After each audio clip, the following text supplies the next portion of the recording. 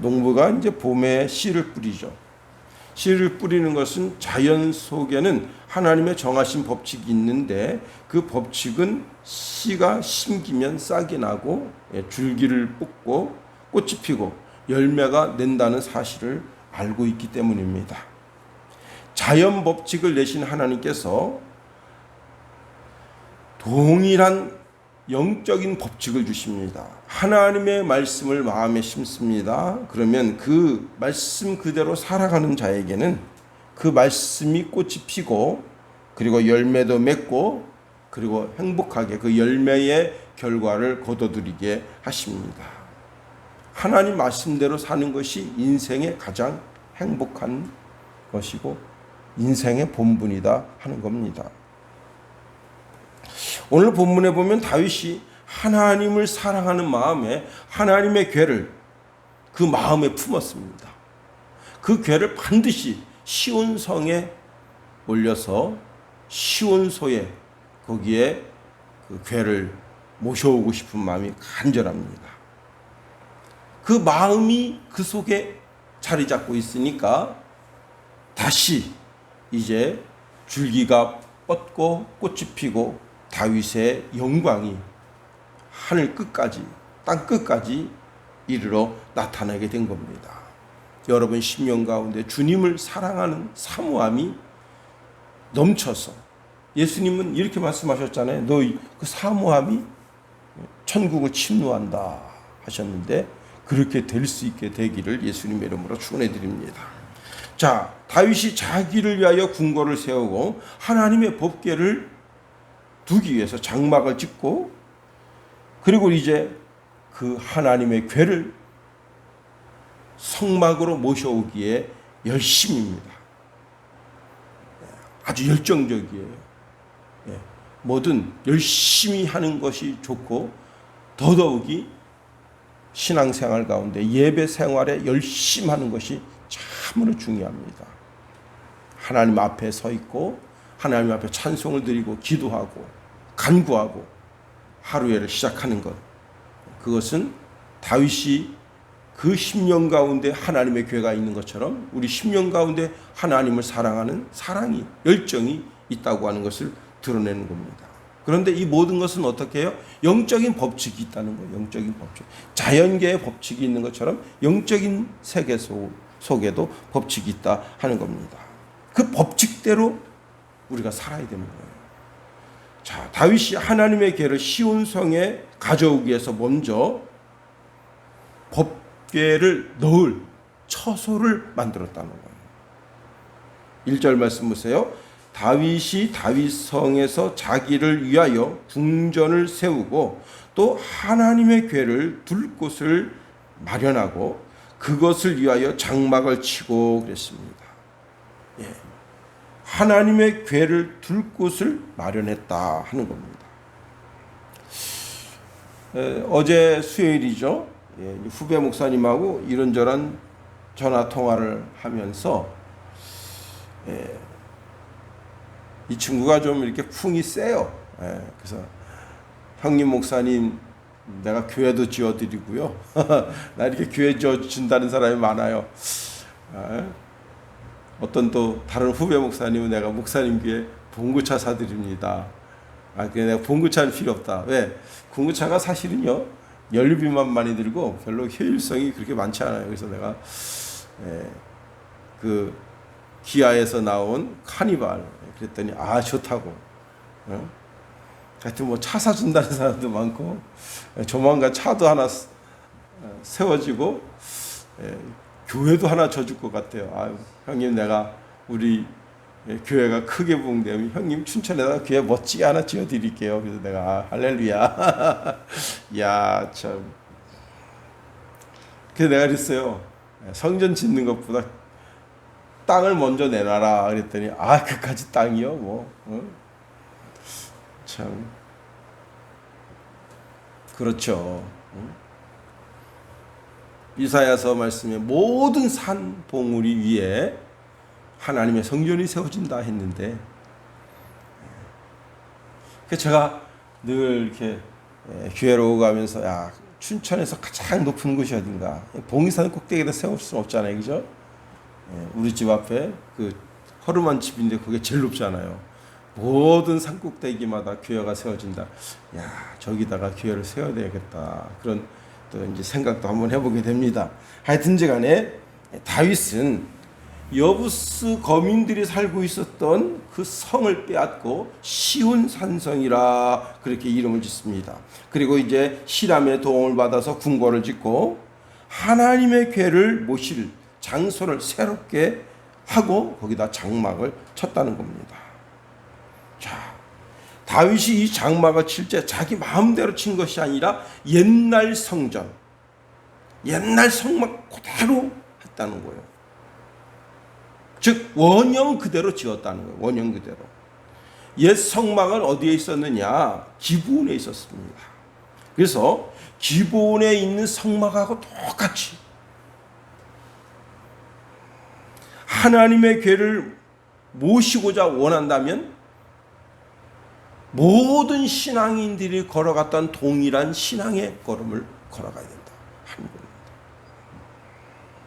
다시 말하면 다윗은 하나님의 궤를 모시기 위해서 사전에 철두철미하게 준비를 했습니다. 그렇게 한 이유가 뭐예요? 이 궤가, 하나님의 궤가 오벳에돔의 집에 있는데 오벳에돔의 집에 하나님이 복이 넘치도록 주시는 거예요. 다윗이 가만 보니까 이 하나님의 궤가 이스라엘의 수도인 예루살렘에 있어서 예루살렘으로부터 복이 넘쳐 흐르면 다윗만 복이 넘쳐 흐르는 것이 아니라 이스라엘 전체 복이 넘쳐 흐르는 것 아니에요. 그런데 오벳에돔의 집에 있으면 오벳에돔의 집에만 복이 내리는 거야. 그래서 이렇게 해서는 안 된다. 이 하나님의 복이 이스라엘 전체에 내릴 수 있도록 하기 위해서 시온 산성, 시온소에 이제 거기에 하나님의 궤를 모셔놓고 온 이스라엘 백성들이 다 복받기를 원하는 마음이 간절한 겁니다.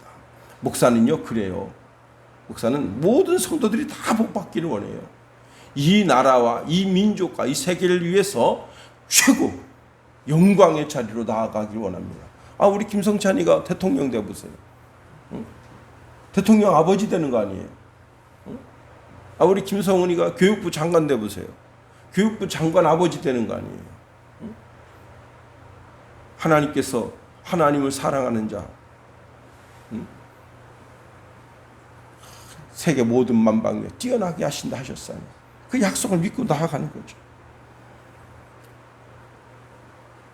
두 번째로 하나님의 궤를 모셔오기 위해서 레위 사람들을 소집하고 그 사람들에게 이 모든 것을 맡겼습니다. 자, 3개월 전에는 인간적인 방법을 썼어요. 인간적인 방법. 우리가 인간적인 방법이 교회에 이게 싹 스며들어올 때 그때 참 조심해야 됩니다. 우리가요 기도보다 성령보다 앞서면 안 돼. 우리가 이렇게 누구 의견을 한번 내보세요. 그게 참 위험한 겁니다. 교회는 민주주의가 아니에요. 교회는 하나님의 말씀이 든든히 서는 곳입니다. 그래서 아무리 여러 사람의 의견이 옳고 아주 그 정도인 것 같아도 그렇게 정해놓고도 하나님 앞에 한번 기도해 봐야 되는 거예요. 이게 하나님의 뜻인가 아닌가. 늘 하나님께 물어야 되는 거예요. 하나님께 여쭤야 되는 거예요. 다윗처럼. 자, 3개월 전에 하나님의 궤를 옮길 때 다윗이 어떻게 했습니까? 최신 문화. 그때 최신 문화가 뭐냐면 수레입니다. 이 바퀴의 발명이야말로 인류를 획기적으로 발전의 계기가 되는 거 아니에요. 물론 이제 짐승들이 그 바퀴를 굴리지만 후대에는 이제 내연기관이 바퀴를 굴리게 되면서 획기적인 하여튼 바퀴. 자, 과거에는 사람의 어깨에 메고 옮긴 거예요. 그러니까 사람이 어깨에 메고 옮기는 것 생각하면 어때요? 바퀴 이렇게 해서 탁 바퀴가 굴러가고, 그리고 그 수레를 좀 멋지게 꾸미고, 인간적인 방법, 인간적인 생각이에요. 하나님의 교회는 레위 사람 고핫 자손이 어깨에 메고 다 가야 되는 거예요. 자, 잘 깨닫는 게 복입니다. 만일 먼저 깨달았더라면 우사가 그렇게 되지 않았을 거예요. 그리고 하나님의 궤로 옮겨가는데 어느 정신 나간 인간이 거기서 도리깨질을 하고 있습니까? 그러니까 손은 자기를 때리는 줄 알고 겁이 나가지고 벌쩍 뛴 거고요. 예? 그 베레스 우사가 됐잖아요. 그것도 참 정신 나간 인간입니다. 하나님의 궤가 지금 시온 성을 향해서 가는데 지는 도리깨질을 하고 있어요. 그러니까 사실은 잘 보세요. 이 소를 공격한 것처럼 보였지만 사실은 뭘 공격한 거예요? 하나님의 궤를 향한, 하나님을 향한 대적질이 된 거예요. 하여튼 잘 깨닫는 게 복이에요. 잘 깨달아 알아야 돼요. 그래서 두 번 다시 실패하는 그런 일을 범하면 안 되는 겁니다. 자, 과거에는 영적인 소경이었어요. 잘못 간 거예요. 소경이 소경을 인도한 거예요. 그러나 이제는 알았어. 이거 레위 자손들에게 맡겨야 되는구나. 그래서 어떻게 했습니까? 레위 자손들에게 이 모든 것을 맡겼어요. 자, 2절 3절 보세요. 다윗이 이르되 레위 사람 외에는 하나님의 궤를 맬 수 없나니 이는 여호와께서 그들을 택하사 여호와의 궤를 메고 영원히 그를 섬기게 하셨습니다 하고, 다윗이 이스라엘 온 무리를 예루살렘으로 모이고 여호와의 궤를 그 마련하는 곳으로 메어 올리고자 하여 다윗이 아론 자손과 레위 사람을 모았다 했습니다. 두 번 다시 실수하면 안 된다. 자, 그래서 여러분 12절 보세요.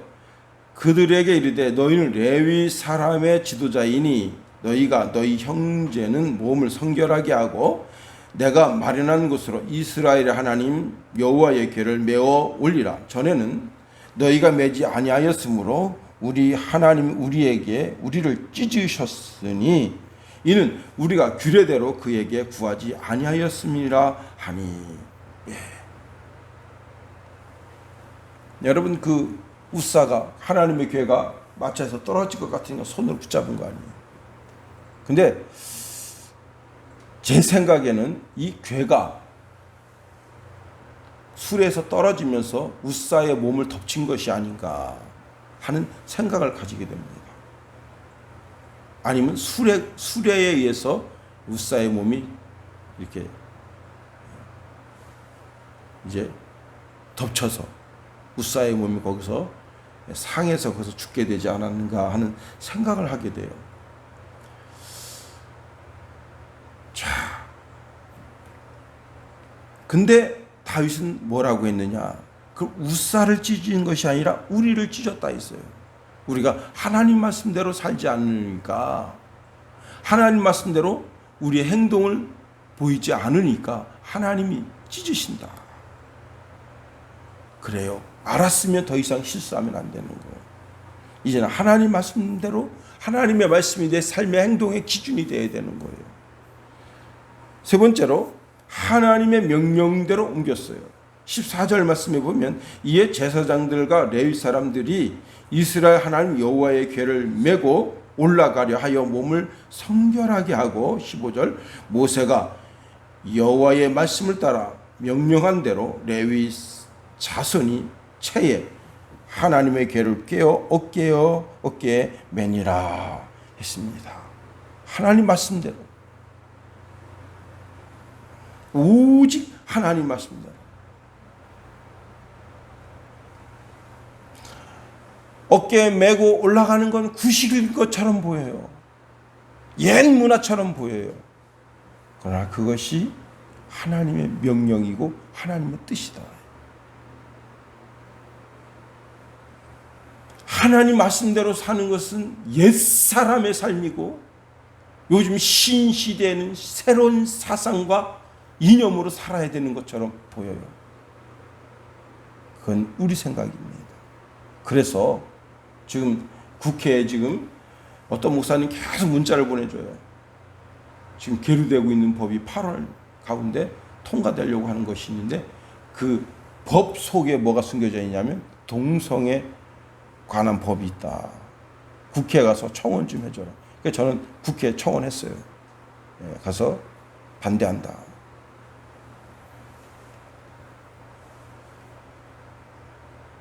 아주 민주당 분들 아주 뭐라 그러죠? 사악한 분들이 많습니다. 어떻게 해서 그 법을 싹 숨겨가지고 겉에 드러난 법은 그럴듯한데 그 속에 그걸 딱 숨겨놔요. 통과되면 끝이에요.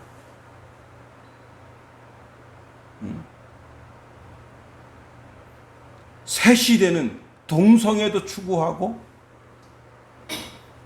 다성애, 짐승과 사람과도 결혼할 수 있는 그런 시대로 나아가야 된다. 새 시대는 그러한 삶을 살아야 되는구나. 그렇게 보여요. 그러나 그것은 하나님의 명령과 하나님의 뜻 아닙니다.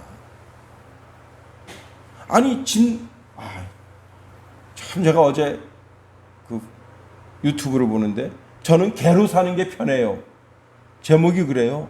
저는 개로 사는 게 편해. 그래서 이 사람이 무슨 옷을 입었는가 하면 달마시안 옷을 입었어요. 그리고 사람이에요, 사람인데 이제 가면을 쓰고 이렇게 목줄하고 여자가 그 목줄을 묶고 있어. 의자에 같이 앉아 있는데 갈 땐 네 발로 걸어가요. 나는 개로 사는 게 편해요. 와, 진짜 먹는 것도 개처럼 먹어요. 개처럼 짖어요. 사람 말 안 합니다.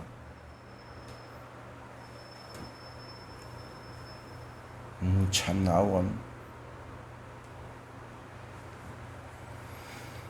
하나님의 말씀이 내 삶의 기준이 되는 것이 참 중요합니다.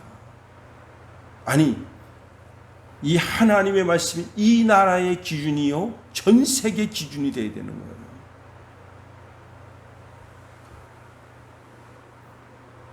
오늘도 우리가 하루에를 준행합니다. 다윗이 깨달았어요. 우리가 하나님 말씀대로 살지 않았구나. 내가 아무리 하나님을 사랑하고 하나님 의지하고 하나님 기뻐하는 사람이랄지라도 하나님 말씀을 버겨서 살면 안 된다. 하나님 말씀 안에서 살아야 된다. 오늘도 우리가 하루에를 준행함으로 하나님 말씀 안에 거하는 저와 여러분이 다 될 수 있기를 예수 그리스도 이름으로 축원해 드립니다. 주기도문 하겠어요. 하늘에 계신 우리 아버지, 아버지의 이름을 거룩하게 하시며 아버지의 나라가 오게 하시며 아버지의 뜻이 하늘에서와 같이 땅에서도 이루어지게 하소서. 오늘 우리에게 일용할 양식을 주시고 우리가 우리에게 잘못한 사람을 용서하여 준 것 같이 우리 죄를 용서하여 주시고 우리를 시험에 빠지지 않게 하시고 악에서 구하소서. 나라와 권능과 영광이 영원히 아버지의 것입니다. 아멘.